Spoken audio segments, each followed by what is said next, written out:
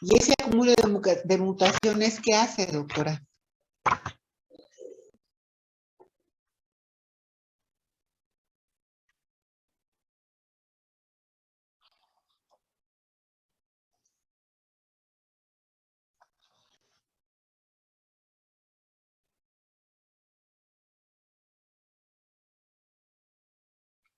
Uh-huh. Uh-huh. Entonces, ¿qué pasa con ese tipo de células? O sea, todas las células que se van el acúmulo de mutaciones obviamente nos va a dar un cáncer en cualquier tejido. Y ese acúmulo de mutaciones va a hacer que fisiológicamente pues no se cumpla, la célula no va a cumplir su función normal, ¿sí? Entonces, hablando en cualquier parte de nuestro cuerpo, ya sea en tubo digestivo, ya sea en lo que es a nivel pulmonar, de vejiga, de mama. Okay, entonces, como tal, la definición molecular, porque anteriormente se decía que el cáncer era un crecimiento desordenado de las células y esas células no podían llevar a cabo su función normal, ¿sí? Entonces, ahora, que prácticamente esta es, como bien lo dijo la doctora, la definición del cáncer, ¿sí? Entonces, por favor, necesito que así como se les estoy dando la definición del cáncer, así la aprendan. Y no es porque lo diga yo, es porque así lo dice la literatura. Entonces, el cáncer es un conjunto de enfermedades esencialmente genéticas que van a producir, como dijo la doctora, por alteraciones ya sea en la secuencia o mutaciones en genes específicos, ¿sí? Y obviamente, ¿qué es lo que va a generar esto? Pues que no haya un adecuado desarrollo en cuanto a la función de la célula, ¿sí? ¿Alguien de ustedes me puede decir qué es un cáncer in situ? ¿Cuál es la definición de un cáncer in situ?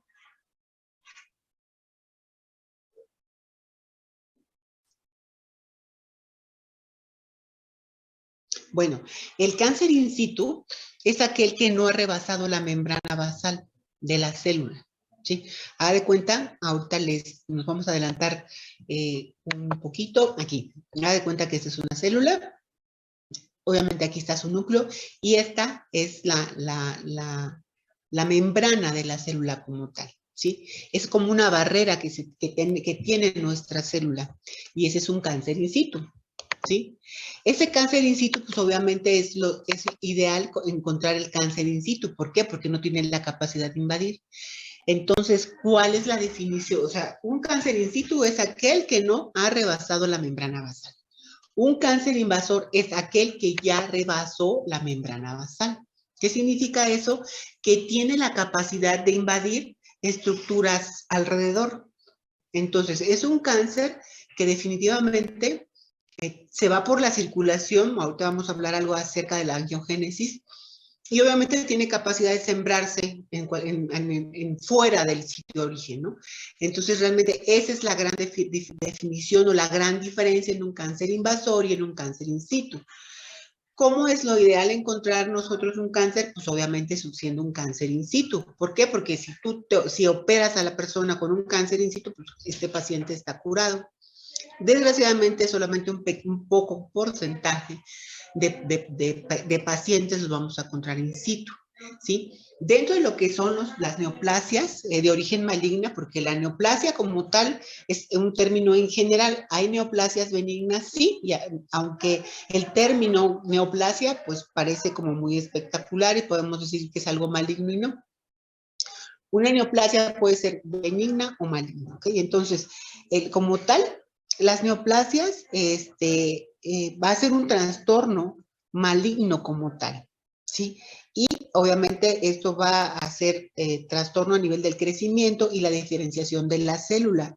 Y aproximadamente el 80% de los cánceres son causados por factores externos, ¿sí? Entonces, aquí nosotros tenemos dos grandes grupos en los cuales podemos encontrar el desarrollo del cáncer. Errores endógenos como tal, a nivel de la maquinaria celular.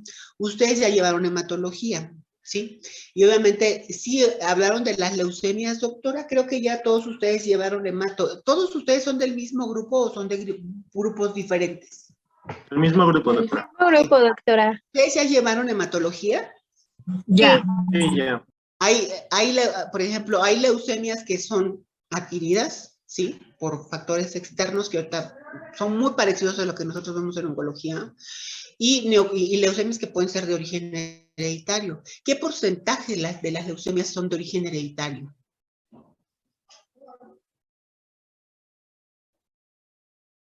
No más del 10%, más o menos es un 5%. Lo mismo ocurre con las neoplasias de origen sólido.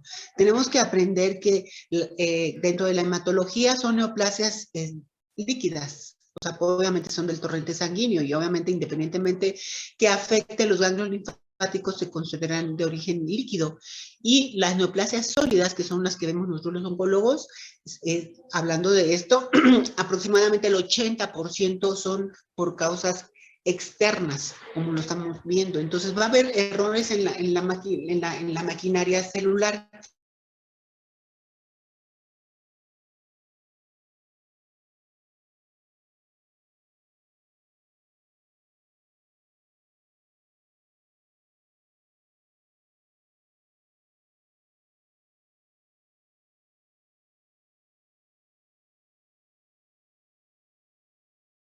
¿Está hablando, doctora?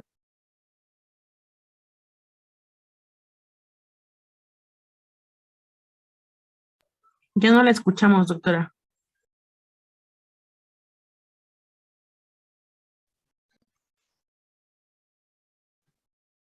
¿Se me fueron? ¿Sí me escucharon? Ya No, no doctora. se escuchaba, doctora. Ok, ¿quién es el Guandar geloma? ¿Sí me escuchan? La ¿Sí me proteína P53. Exactamente, entonces este es nuestro guardián del genoma. ¿Y qué es el P53, doctora? Es una proteína que tiene la función de verificar las secuencias que se producen en la célula. Bueno, cuando se va a replicar un gen para crear una proteína, es la que verifica que esté todo correcto.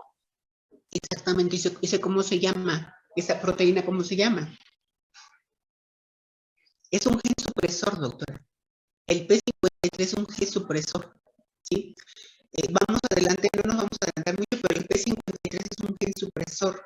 Entonces, si ese gen supresor, como bien lo dice la doctora, que está encargado de rechequear la célula, normalmente es la fase G1 y la fase G2 del ciclo celular, porque es cuando empieza la diferenciación celular y es cuando las células se tienen que checar, como dice la doctora, para evitar que si una célula maligna está creciendo, el P53 va y la destruye, porque es un gen supresor, suprime el crecimiento celular, la manda a apoptosis.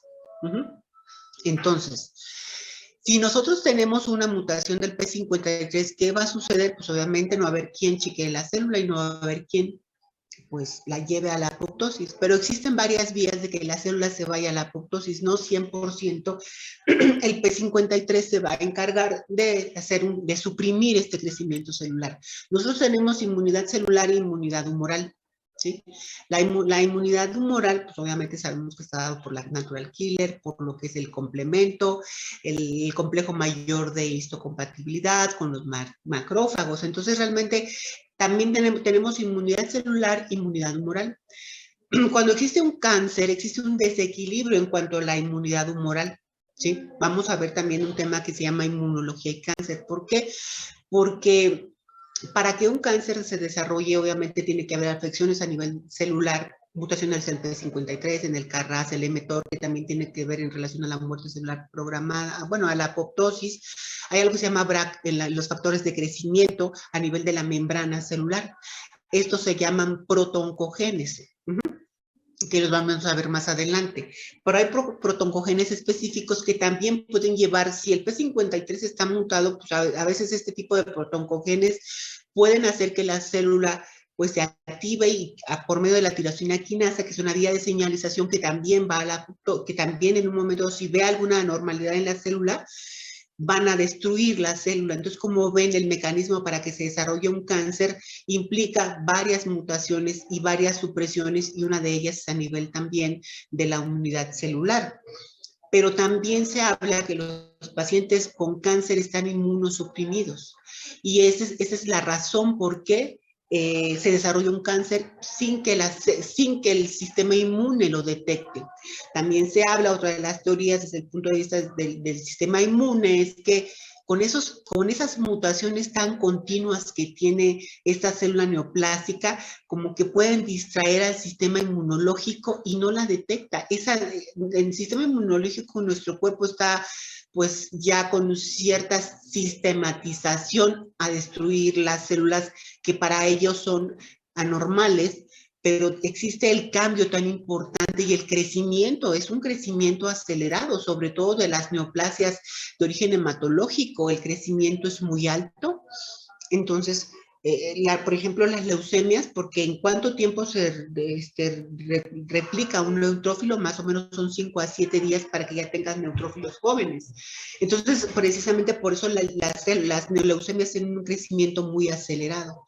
Entonces, cuando esto sucede, el sistema inmune puede pasar de saber, evade este sistema, evade también la inmunidad humoral. Obviamente, siempre que hablemos de inmunidad celular e inmunidad humoral, tenemos que verlo todo a la par. No es que primero se inicie a andar la inmunidad celular a través del ciclo, no, todo va en conjunto, todo es un conjunto. Nuestras células se están dividiendo constantemente y nosotros las 24 horas del día estamos dividiendo las células en nuestro cuerpo. Si unas están en fase G0, que nunca se desarrollan, no quedan ahí quiescentes, y otras se switchean por estímulos propios entre sí para poder desarrollarse. Saben que aquí depende de las quinasas, dependiente de ciclinas, de los factores de crecimiento, del CARRAS, del CEMI, que vamos a ver más adelante en forma global, porque pues obviamente esto es mucho. Entonces, pueden haber errores genéticos y se dice que más del 50% de los tumores de origen sólido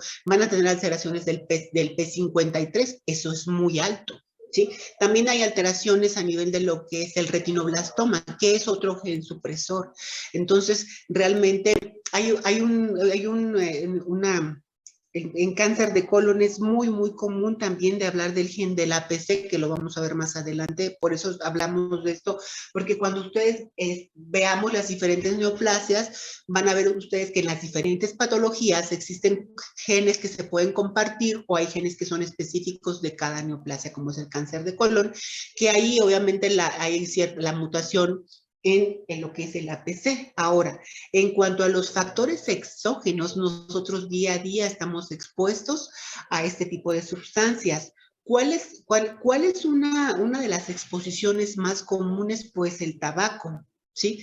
El tabaco es una de las causas principales, sobre todo, de tumores a nivel pulmonar. De hecho, la incidencia de cáncer pulmonar ha incrementado tanto en hombres como en mujeres por el tabaco. ¿Sí? El tabaco tiene más de 4.500 sustancias tóxicas. Entonces, aparte del tabaco, ¿qué otras sustancias externas conocen ustedes, doctores? A ver, dentro de los factores que son químicos. Doctora, una pregunta. ¿Está Dígame. proyectando su presentación? ¿Sí? No la vemos. Ah, permítanme. ¿Y por qué no me dicen? No, Es que a mi compañera le mandó mensaje por el chat, pero creo que no lo vio. A ver, deje ver. Voy de nuevo.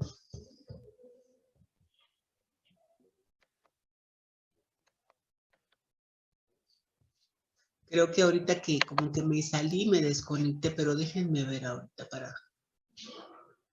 Permiso.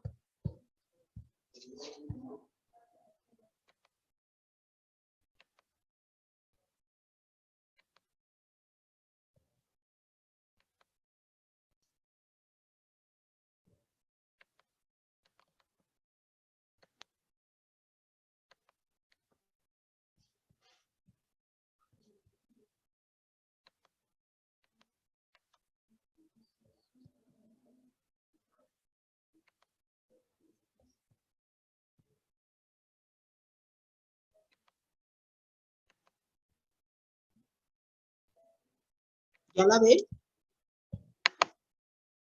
No, doctora. A ver, permítame tantito.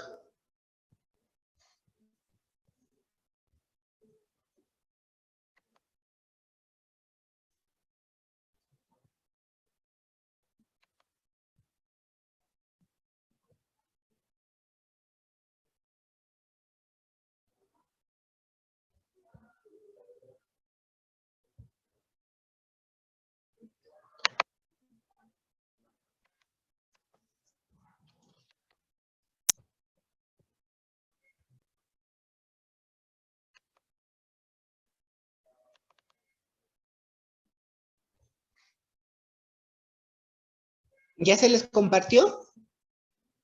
Ya vemos su pantalla, pero no en la presentación. Déjenme ver entonces, ¿por qué se me cerró?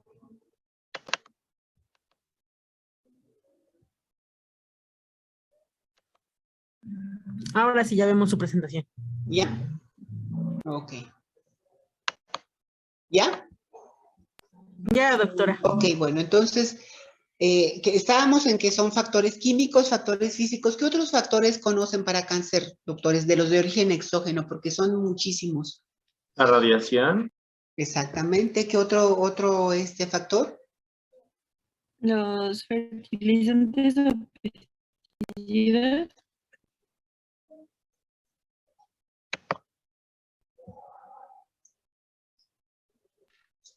creo que mi compañera Carla dijo los fertilizantes. A ver, ¿qué otro factor alguien más quiere participar en factores? Farmacológicos también, ¿Cuál es, doctor? los inmunosupresores, ¿no? Como Exactamente. los... Usted dio un punto muy importante, doctor, porque recuerden que, por ejemplo, estamos hablando de la inmunosupresión en cáncer, ¿no? Que tiene un factor muy importante. Entonces, aquellos pacientes que están sometidos a trasplante, sobre todo trasplante renal, trasplante hepático, cualquier tipo de trasplante que nosotros utilicemos inmunosupresores, ese es un factor de riesgo. ¿Qué otro factor, doctores? Un factor muy importante es, por ejemplo, los virus. ¿Qué virus? A ver, háblenme, ¿qué virus conocen para cáncer? Hay uno que es una, pues, pandemia, prácticamente dos que son pandemia. ¿El papiloma El humano? VPH. Claro, es el virus del VPH, el virus de la hepatitis B, el virus de la hepatitis C, el Epstein-Barr, que no es pandemia, pero se asocia a linfomas. Ustedes ya vieron linfomas. Entonces, eso es muy, muy importante. ¿Qué otros factores conocen? Hay un virus muy importante, el virus del HIV, doctores. El virus del HIV, recuerden que es inmunosupresión adquirida. Y ese virus, de hecho, anteriormente el sarcoma de Kaposi no era común y actualmente el sarcoma de Kaposi ha incrementado su incidencia. ¿Por qué? Porque se asocia mucho a este tipo de pacientes. Muchas veces se habla de que tratando el sarcoma, tratando, perdón, la inmunosupresión del paciente, das su tratamiento, suben su sistema inmune y esto hace que, pues, estos pacientes mejoren. ¿Qué otros factores conocen para cáncer, doctores? Aparte de los virus.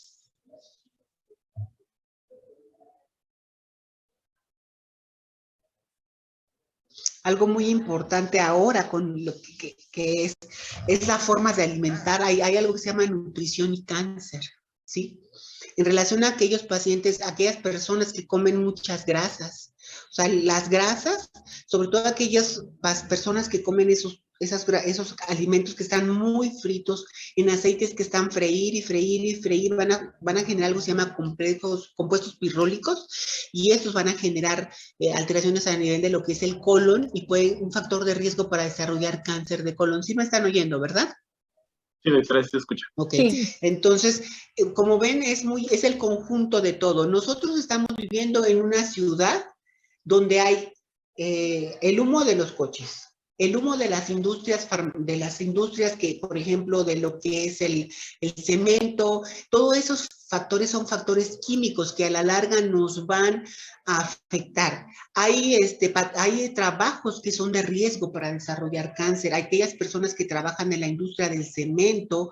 ¿Por qué? Porque esas sustancias van a generar cáncer. Aquella gente que se dedica a fumigar los campos, la gente que fumiga, a la larga va a desarrollar alguna neoplasia, ya sea un linfoma o alguna leucemia. Entonces, realmente sí tenemos ciertos factores en los cuales nosotros vamos a desarrollar cáncer. Ahora, como dijimos, las células tumorales, nosotros como tenemos lo que es el P53, el retinoblastoma, las ascaspasas, estas son puntos importantes que son señales, vías de señalización, que muchas veces una célula neoplásica ella es autónoma, ¿sí? Por ejemplo, cuando la célula entra en diferenciación, echa a andar lo que es los protoncogenes. Y estos protoncogenes echan a andar los factores de crecimiento, dice Miguel Carras, y estas son vías de señalización que tienen un orden. Una célula neoplástica no tiene un orden, entonces no va a responder a las vías, no va a responder a la apoptosis, no va a responder a la tirosina quinasa. Entonces, ¿qué hace? Ellas van a crecer solitas, ¿sí? ¿Y qué hace una célula cuando está creciendo? Pues obviamente nosotros necesitamos oxígeno. La célula neoplásica es una de las cuales consume 100% oxígeno. Entonces, cuando la célula alcanza 1 centímetro, el centro de la célula, el centro ya está, hipóxico. Entonces, ¿qué hace? A lo que va a hacer, va a dar origen a lo que es la angiogénesis, va a formar sus propios vasos sanguíneos. Y eso tiene mucha importancia, ¿por qué? Porque nosotros en la actualidad tenemos tratamientos antiangiogénesis. ¿Qué significa eso? Que disminuyen la formación de nuevos vasos sanguíneos. Esta terapia molecular, la terapia dirigida, ¿sí? Y obviamente esta célula, como lo dije hace un momento, estas células tienen su angiogénesis, van a crecer, van a pasar a la circulación, van a hacer algo que se llama permeación vascular o permeación linfática. Hay tumores que se van a diseminar por la vía hematógena y hay tumores que se van a diseminar por la vía ganglionar, y obviamente hay algo que se llama por contigüidad, que son las 3 grandes formas en las cuales la célula tumoral se va a diseminar, ya sea locorregional, que es al primer relevo ganglionar, o bien al ganglio linfático. Lo que es las leucemias son tumores de origen vascular. Eso, como dijimos, es un tumor líquido y las células van a viajar a través de la circulación. Y, por ejemplo, los tumores que se origen a nivel glandular, todos esos van a viajar por el torrente sanguíneo. Hay tumores que se van a diseminar por vía local o por vía ganglionar. A nivel de cabeza y cuello es un ejemplo muy clásico, pues son del tejido epidermoide, es un tejido estratificado. Esos normalmente se van a través de lo que es el ganglio linfático. Y obviamente estas células van a tener la capacidad de invasión a los tejidos adyacentes, como lo dijimos anteriormente. ¿Qué significa? Cuando una célula crece, en su núcleo crece, se diferencia y no tiene señales de freno, tiene la capacidad de invadir a tejidos a su alrededor y obviamente esta célula tiene la capacidad de viajar a través del torrente sanguíneo. Por eso ahí las metástasis. Y una célula tumoral va a tender a la inmortalización porque ellas no tienen forma de llegar a la apoptosis. No tienen ese freno en sí mismas para llegar a la apoptosis. Entonces, ellas van a estar en constante de diferenciación. Obviamente, lo interesante de estas células y lo difícil para tratar el cáncer, precisamente por eso el cáncer, hoy en día con los diferentes tratamientos, hacemos una enfermedad prácticamente crónica. ¿Por qué? Porque ya no se tiende tanto a dar quimioterapia. Realmente ahorita estamos en la época de la inmunoterapia, de la terapia biológica, de la terapia con anticuerpos monoclonales. Entonces realmente aquí esta célula va a tener algo que se llama tendencia a lo que es la inmortalización. Sí, entonces con los diferentes tratamientos nosotros obviamente siempre hay algo muy importante, nosotros siempre tenemos que llegar a un diagnóstico preciso, porque si tenemos un diagnóstico preciso vamos a tener la capacidad de ajustarnos al tratamiento, ¿sí? Y obviamente vamos a ser más selectivos al tratamiento y obviamente mejor selectividad. Quiero hacer una pregunta, ¿qué les dejó o qué aprendieron del tratamiento de las pacientes con linfomas o con leucemias o con mieloma múltiple? ¿Alguien me puede decir?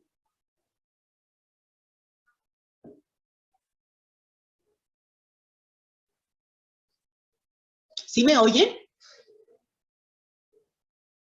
Sí, doctora. Doctor, ok. Sí, doctora. Sí, me interesa es que me escuchen. Yo nada más quiero, no es un examen o nada, solamente quiero saber qué les dejó o qué aprendizaje tuvieron al rotar por hematología. Yo sé que no fueron, yo sé que para nosotros es un poco difícil a veces de lejos porque es importante que vayan, pero también es importante que aprendieron del tratamiento de lo que es pues con la quimioterapia. ¿Qué aprendieron de ella? Bueno, yo no sé mis compañeros, doctora, pero por lo menos yo en el grupo que estuve no vimos el tratamiento de quimioterapia. A ver, alguien que sí vio tratamiento de quimioterapia.